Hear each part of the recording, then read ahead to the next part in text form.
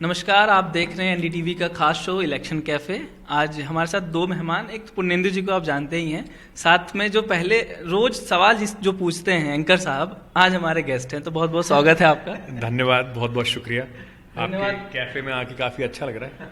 नया नया कैफे है, काफी अच्छा। आपके लिए कैसा कैफे, ठीक है ये? नहीं नहीं, बहुत अच्छा है और दिवाली में कैफे है। लेकिन मैं एक बताना चाहता हूँ कि अंकित जो है वो उन्होंने सिर्फ दिखाने के लिए कॉफी हो रखा है। मैंने कहा था कि चाय कॉफी आप कुछ पी नहीं रहे हैं तो रख लीजिए, तो मैंने खाली कप रख लिया है आप लोगों को बताने के लिए। ये वैसे ट्रिक भी है, बहुत सारे लोग टीवी पे भी इसको करते हैं, खाली कप में पानी रखकर अपना पीते रहते हैं। थोड़ा सा आप सीरियस लगते हैं, लगता है कि बड़ा ज्ञान व्यान पढ़ के आए। खैर, चुनाव की बात करते हैं। चलिए आज बात करते हैं कि आज प्रधानमंत्री नरेंद्र मोदी 3 जगहों पर रैली कर रहे थे और आज ही के दिन 2 राज्यों में चुनाव भी थे, वोटिंग हो रही थी। एक राज्य छत्तीसगढ़, जहां पे आज पहले फेज की चरण की वोटिंग थी, वहां प्रधानमंत्री ने आदिवासियों की बात की। फिर वो गए बगल के राज्य मध्य प्रदेश में, वहां उन्होंने ओबीसी की बात की। उन्होंने कहा कि मोदी के मन में एमपी, एमपी के मन में मोदी। और फिर वो गए तेलंगाना, जहां अभी शाम को गए हैं, वहां पे उन्होंने दलित और ओबीसी की बात की। तो एक कहावत है ना, जैसा देश वैसा भेष। तो देखिए, और दूसरा, अगर आप बीजेपी के या पिछले कई चुनाव जहां पे मल्टीपल राज्यों के चुनाव होते हैं, तो ये एक जैसे लोग बात करते हैं 2014 से इलेक्शन लड़ने का और कैंपेनिंग का तरीका बदल दिया है बीजेपी ने। उसका एक बड़ा फैक्टर ये भी है कि हमेशा, और इसको लेकर इलेक्शन कमीशन ऑफ इंडिया में शिकायत की जा चुकी है, अब धीरे धीरे राजनीतिक पार्टियां वो भी कोशिश कर रही हैं। प्रधानमंत्री नरेंद्र मोदी जब भी इलेक्शन फेजेस में होता है तो जिस दिन वोटिंग होती है उस दिन आपको कहीं ना कहीं कैंपेन करते जरूर नजर आते हैं, जरूर मिलेंगे। तो उसका 2 तरीके से फायदा उठाते हैं। सेकंड फेज की कैंपेनिंग कर रहे हैं छत्तीसगढ़ में। सेकेंड फेज की कैंपेनिंग करते करते उस दिन का जो मतदाता है, जो सुबह उठ के जा रहा है या यूट्यूब पर देखता जा रहा है, अपने फोन पर देखता जा रहा है, वो भी एंड में वोटिंग बूथ में खड़ जाने से पहले नरेंद्र मोदी को सुनता हुआ जा रहा है। तो ये कैंपेन का एक ऐसा तरीका है जिसे प्रधानमंत्री नरेंद्र मोदी इस्तेमाल करते हैं, बाकी सारी पॉलिटिकल पार्टीज के लीडर से भी इस्तेमाल करते हैं। थोड़ा जिस तरीके से पीएम को कवर किया जाता है तो उनका प्रोमिनेंस बढ़ जाता है। तो एक फैक्टर तो ये बहुत बड़ा होता है। अब इसको लोग एथिकली सही माने नहीं माने, इलेक्शन कमीशन का ये एक समझ लीजिए लूप होल है जिसका इस्तेमाल किया जाता है। दूसरा, कैंपेनिंग के साथ साथ जैसे आपने कहा, ये एक सिचुएशनल अवेयरनेस भी है। हर पॉलिटिशियन का अपना एक तरीका होता है। कुछ पॉलिटिशियन ऐसे होते हैं जो देश के अंदर कहीं पर भी जाएं, वो एक ही मुद्दे को, जो भी उनका मुद्दा होता है, उसको सामने रखने की कोशिश करते हैं।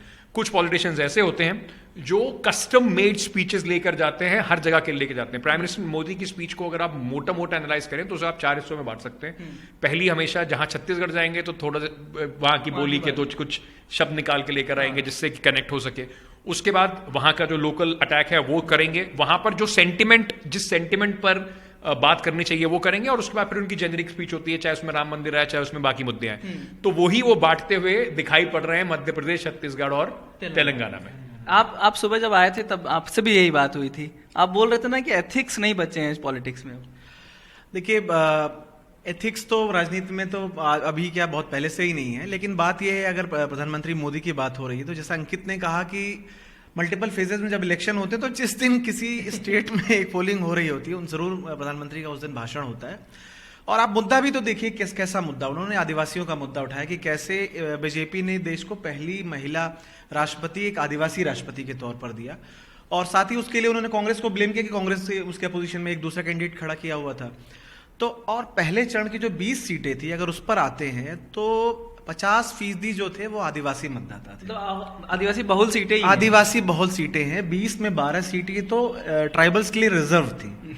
तो वो एक इम्पैक्ट तो पड़ता ही है, नो डाउट उस चीज का। और बीजेपी लगातार आदिवासियों का मुद्दा उठा रही है। जब से उन्होंने द्रौपदी मुर्मू जी को राष्ट्रपति बनाया है, तब से लगातार वो इस बात को क्रेडिट लेने की कोशिश करते हैं। इसको चुनाव में खुल के बोलते हैं, छिपाते भी नहीं है। मुझे लगता है कि ये जो आदिवासी, ये भी खास तौर पर ध्यान हमें भी रखना होगा कि जो 20 सीटें हैं, आदिवासी सीटों पर कांग्रेस का जबरदस्त दबदबा रहा है। छत्तीसगढ़ में एक बीजेपी के कद्दावर नेता हुआ करते थे जिनकी पिछली बार हत्या भी हो गई थी, और उसके बाद से ये जो, क्योंकि छत्तीसगढ़ में आपको ट्राइबल्स की बात करनी ही होगी, जंगल जमीन की बात राहुल गांधी भी करते हैं, हर बार करते हैं। बीजेपी की कोशिश ये है कि उनको कहीं ये जो ओबीसी कास्ट सेंसस की बात हो रही है, एसटी एसटी, एक जो हिंदुत्व अम्ब्रेला बनाया गया था, उसमें जिस तरीके से आपकी एक जो मूल आइडेंटिटी जिसको आप अपने आप को ट्राइबल या एसटी या फलाना कास्ट ढिमका कास्ट आप अपने मानते थे, तो कोशिश ये हो रही थी कि हिंदुत्व मूवमेंट में कि आप वो सब भूल जाइए, आप ये देखिए कि भाई आप हिंदू पहले हैं, उसके बाद आपकी कास्ट है।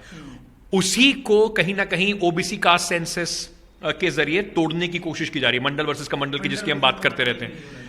उसको तोड़ने के लिए बीजेपी का जवाब ये है, क्योंकि भाई उनका कोई चेहरा नहीं है छत्तीसगढ़ में, प्रधानमंत्री नरेंद्र मोदी उनका चेहरा है। एमपी में मामा बहुत पॉपुलर हो सकते हैं, लेकिन चेहरा अभी भी नरेंद्र मोदी है, इस बार कोई अनाउंस नहीं हुआ है। और तेलंगाना में तो बीजेपी जो एक पेस पकड़ा था, अब लगा था पिछले कुछ दिनों में वो पेस कम हो गई है, तो अभी भी वो नरेंद्र मोदी पर ही निर्भर है हैवी लिफ्टिंग करने के लिए।